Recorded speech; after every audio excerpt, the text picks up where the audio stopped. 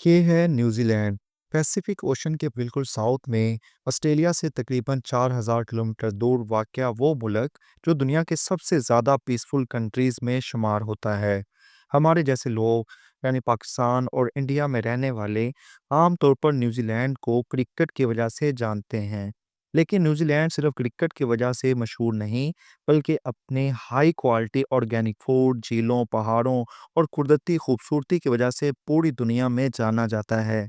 شاید آپ میں سے کچھ لوگوں کو یہ بات پہلے سے ہی معلوم ہو کہ دنیا کی مشہور ترین فلم لارڈز آف دی رنگ کی شوٹنگ بھی نیوزی لینڈ کے انہی خوبصورت مناظر میں ہوئی تھی۔ نیوزی لینڈ کا موسم کافی حد تک انگلینڈ جیسا ہے، نہ زیادہ گرمی، لمبی سردیاں اور اچھی خاصی بارش۔ مگر پھر بھی حیرت کی بات یہ ہے کہ یہاں کی آبادی برطانیہ کی آبادی کا صرف 7% ہے۔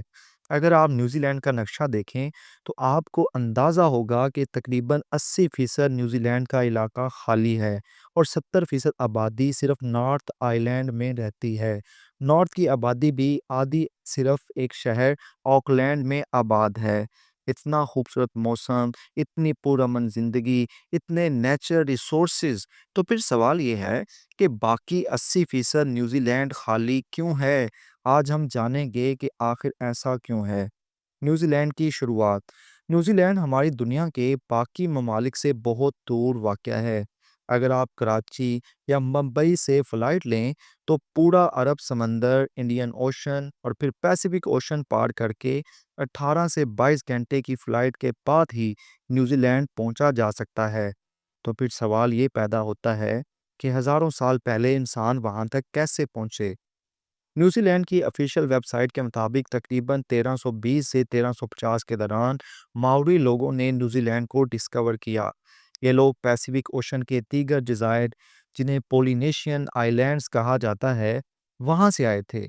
مگر کچھ ہسٹورینز کا ماننا ہے کہ ماؤری لوگ اس سے بھی 500 سال پہلے یعنی 758 میں نیوزی لینڈ پہنچے تھے۔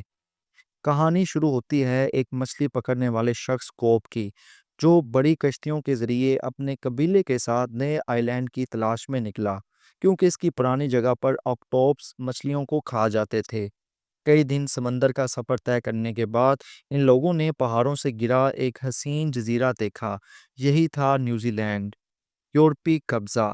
1642 میں ایک ڈچ ایکسپلورر ایبل تسمان یہاں پہنچا، لیکن موری لوگوں سے جھڑپ کے بعد اسے واپس جانا پڑا۔ 1769 میں برٹش افیسر جیمز کوک آیا۔ اس نے نیوزی لینڈ کا تفصیلی نقشہ تیار کیا، جو بعد میں یورپی طاقتوروں کے لیے دروازہ کھول گیا۔ 1840 میں ایک ٹریٹی آف ٹنگی سائن کی گئی، جس کے بعد نیوزی لینڈ باضابطہ طور پر برٹش امپائر کا حصہ بن گیا۔ ماؤری آبادی اس وقت تقریباً 2 لاکھ تھی، لیکن اگلے 100 سالوں میں یہ حیران کن کم ہو کر صرف 40,000 رہ گئی۔ وجہ تھی یورپی بیماریوں کا آنا اور 40 سال تک چلنے والی زمینی جنگیں۔ کیوں نیوزی لینڈ کا بڑا حصہ خالی ہے؟ نیوزی لینڈ کا شمالی حصہ بالکل خالی ہے کیونکہ اس پورے علاقے میں اونچے پہاڑ، خراب زمین اور انفراسٹرکچر کی کمی ہے۔ یہاں نہ روڈز بن سکتے ہیں، نہ ہی آسانی سے گھر اور نہ ہی زراعت ہو سکتی ہے۔ اس لیے زیادہ تر آبادی نارتھ آئی لینڈ میں، خاص طور پر آکلینڈ میں آباد ہے۔ آج کا نیوزی لینڈ۔ ورلڈ وار 2 کے بعد نیوزی لینڈ نے امیگریشن پالیسی نرم کی۔ انڈیا، چین اور فلپائن سے لوگ یہاں آ کر آباد ہونے لگے۔ آج تقریباً 27% لوگ وہ ہیں جو نیوزی لینڈ سے باہر پیدا ہوئے تھے۔ آکلینڈ کی آبادی میں بے حد اضافہ ہوا، اس لیے حکومت نے $8,000 کی گرانٹ دے رہی ہے تاکہ لوگ آکلینڈ سے باہر چھوٹے شہروں میں شفٹ ہوں۔ نیوزی لینڈ کی زبردست اکانومی۔ صرف گوشت سے $46 بلین۔